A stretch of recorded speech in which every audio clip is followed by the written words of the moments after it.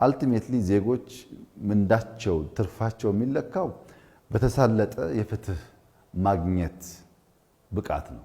ፍትህ በአንድ ቀን መገኘት ሲገባው በአንድ ወር ወይም በአንድ ዓመት የሚገኝ ከሆነ የዘገየ ፍትህ እንደ ፍትህ አይቆጠርም፣ መፍጠን አለበት።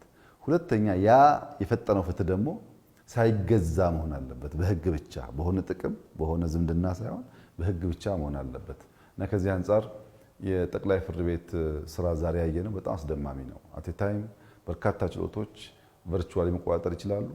ይህንን ልምምድና ስርዓት ባላቸው ብራንቾች በሙሉ አዳርሰዋል። ከነሱም አልፎ ብዙ ክልሎች ይህንን መንገድ እንዲከተሉ እያደረጉ ነው። ከዚህ አንጻር የጠቅላይ ፍርድ ቤት ፕሬዝዳንት የተከበሩ አቶ ቴዎድሮስ ምህረቱ ሊመሰገኑ ይገባል። ስራ ሲጀምሩ የተነጋገርንባቸው ጉዳዮች አንዱ ይሄ ነው። ይሄንን በሚያስደንቅ መንገድ ለውጥ ማምጣት ችለዋል። በእርግጥ ቴክኖሎጂ የሚሰራው በሰው የሰው አእምሮ ካልተቀየረ ቴክኖሎጂ ብቻውን የምንፈልገውን ነገር አያመጣም።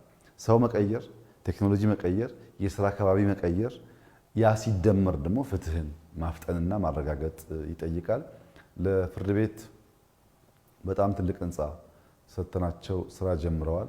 ያ ቦታ ሲጠናቀቅ ቴክኖሎጂ ሲጨመር ወጣቶች በዘመነ መንገድ ፍትህን ለማምጣት የሚቆርጡ የሚሰሩ ሲሆኑ ኢትዮጵያ ውስጥ የምናስበውን የፍትህ ስርዓት ማረጋገጥ ይቻላል።